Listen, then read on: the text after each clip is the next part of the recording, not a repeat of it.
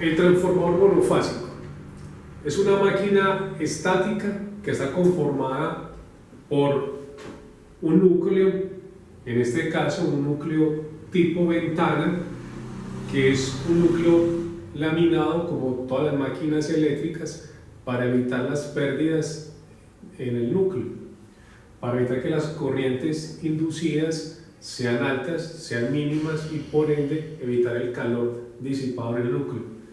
Está conformado de láminas, o sea, son láminas troqueladas en un material acero. Se utiliza un acero al silicio y además tiene dos devanados. Un devanado que recibe la fuente de tensión y se llama devanado primario o bobinado primario o lado primario, y un devanado donde está conectada la carga que se llama devanado secundario. Vamos a asumir lo siguiente, de que estas bobinas, las dos bobinas, son los conductores perfectos, es decir, la resistencia es cero, o sea, un conductor que no existe. Y dos, vamos a asumir que todo el flujo producido por el bobinado primario circula por este núcleo. ¿Listo? A esto, cuando un transformador cumple estas dos condiciones, se llama transformador ideal, porque no existe en la realidad, es algo ideal, pero que nos permite hacer un análisis muy sencillo del transformador. El transformador como tal tiene un funcionamiento muy sencillo, está apoyado a la ley de inducción de Faraday. Este bobinado primario, que se llama así porque está conectado a la fuente de tensión, este bobinado primario se conecta a la fuente de tensión, inmediatamente aparece una corriente de vacío, y esa corriente de vacío pues genera un flujo. Ese flujo magnético que se genera acá circula por el núcleo y tiene un sentido que si en un instante determinado la corriente ingresa por este bobinado, por este conductor, con estos cuatro dedos arrollando el sentido en que se ha devanado, con el dedo gordo me está dando el sentido del flujo en el núcleo. Es decir, que si en un instante determinado, en un semiciclo de la señal, por ejemplo, este semiciclo positivo, en ese instante la corriente ingresa por acá, el flujo circula hacia allá. Obviamente, en el semiciclo negativo el flujo iría en sentido inverso. Entonces, ¿qué ocurre allí? Por ley de inducción de Faraday, inmediatamente ese flujo que circula por acá es un flujo que varía en el tiempo, que también tiene una forma sinusoidal. Entonces, ese flujo induce en este bobinado, induce una FEM, una fuerza electromotriz. Como está en el otro bobinado, el inducido, este es el bobinado inducido, este es el bobinado inductor, este bobinado inducido es el bobinado secundario. Y le colocamos el subíndice 2, o sea, aquí está la FEM E2. De igual forma, este flujo también autoinduce en el primer bobinado, también autoinduce una FEM, o sea, aquí vamos a tener una segunda FEM, una E1. ¿Listo? Note que aquí tenemos una fuente de tensión B1, una fuente externa al bobinado, y tenemos una FEM autoinducida aquí en E1. Ambas FEM, fuerzas electromotrices, están dadas en voltios. Si aplicamos la ley de inducción de Faraday, que nos dice que la FEM es igual a la variación del flujo con respecto al tiempo multiplicado por el número de vueltas. Aquí tenemos de que este N1 es el número de vueltas de este devanado del primario y este N2 es el número de vueltas del devanado inducido o secundario. Entonces tenemos esta relación E1 igual a N1 por dφ de t, donde este dφ de t, recuerden que es el cambio, cómo varía el flujo con respecto al tiempo. Por ejemplo, si esta fuente B1 fuese una fuente de tensión DC que no varía en el tiempo, ¿qué va a pasar? que este flujo todo el tiempo iría en un solo sentido.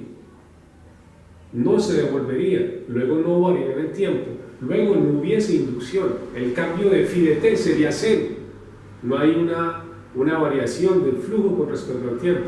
Es decir, la máquina de corriente continua la máquina del transformador es exclusiva para corriente alterna. No tenemos transformadores en corriente continua. La única posibilidad de colocar un transformador a funcionar con una fuente de corriente continua sería que alimentáramos el primario con una fuente DC y este secundario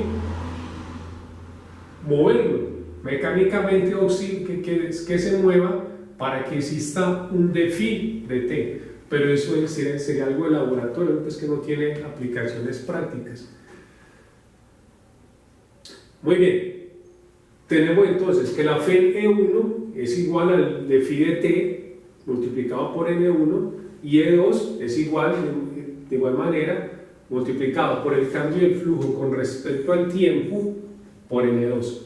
Si hacemos la relación E1 sobre E2, pues aquí nos queda N1 sobre N2, nos queda que este phi de t aquí se cancela con este phi de t y nos queda simplemente N1 sobre N2.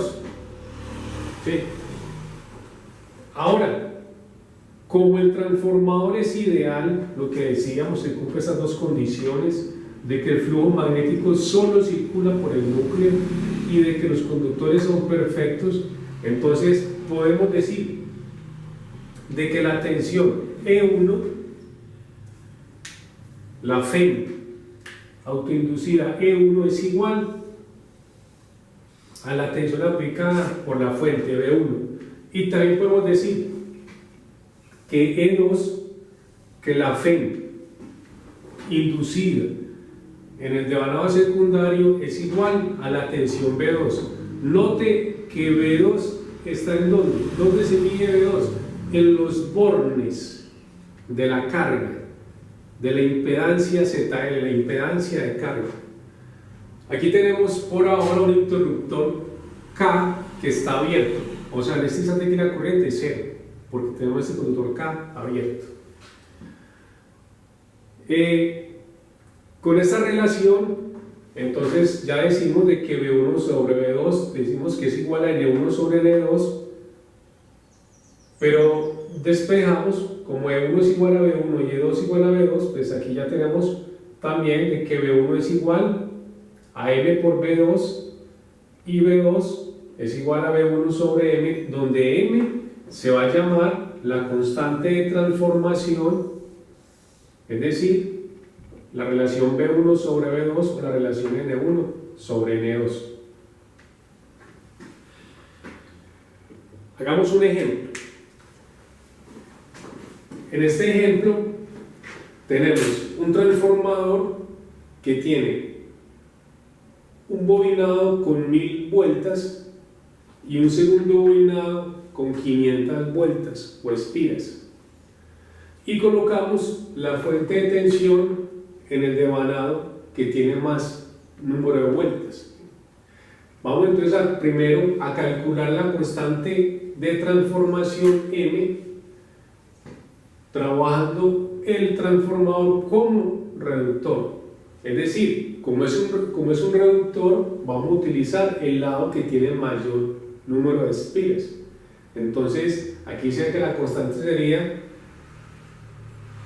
el primario, sería N1, donde N1 sería en este caso el lado de 1000 vueltas, entonces aquí llevaría el subíndice 1, y N2 sería el devanado de 500 vueltas. Tenemos que daría N1 sobre N2 igual a 1000 sobre 500 igual a 2. O sea, la constante de transformación como reductor es 2. Ahora, otro punto, si suponemos que B1 es igual a 120 voltios, entonces calculemos la tensión inducida en el secundario, la tensión B2. Entonces decimos que B1 sobre 2 es igual a M igual a 2, luego tenemos B2 es igual a B1 medios, entonces B2 sería 120 sobre 2, 60 voltios. Aquí tendríamos una tensión de 60 voltios, cuando en el primario tenemos una tensión de 120 voltios. Sería un transformador reductor, donde el lado primario, este lado primario es el lado de alta tensión y el lado secundario es el lado de baja tensión. Entonces, noten que aquí tenemos que es un transformador reductor y el lado primario es el lado de alta tensión y el lado secundario es el lado de baja tensión. Pero ocurre que un transformador es una máquina bidireccional. Entonces, hagamos este otro ejemplo. Calculemos la constante de transformación cuando este mismo transformador trabaja como transformador elevador. En ese caso, ya vamos a conectar la fuente de tensión por el lado de baja tensión. Es decir, que ya este va a ser el devanado primario, este va a ser el devanado primario y este va a ser el devanado secundario. Y a su vez, ese será el lado de alta tensión. Entonces, calculemos. Ya me quedaría que la constante de transformación sería N1 sobre N2, pero en este caso N1 ya es 500 y N2 sería 1000. Nos da una relación de 1 a 2, o sea, 1 voltio aquí equivale a 2 voltios acá, o 0.5. Ahora, calculemos la tensión secundaria si asumimos que la tensión B1 es igual a 30 voltios.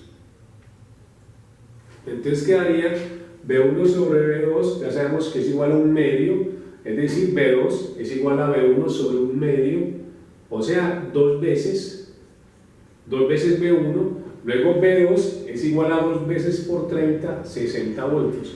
Cuando aquí tenemos 30 voltios, aquí B2 sería 60 voltios. Note entonces que aquí ya tenemos que en un transformador elevador, el lado primario es el lado de baja tensión y el lado secundario es el lado de alta tensión. Aquí podemos resumir que en un transformador elevador el lado primario es el lado de baja tensión y en un transformador reductor el lado primario es el lado de alta tensión. La forma de identificar los devanados entonces es muy sencilla. El devanado de alta tensión va a tener una alta resistencia.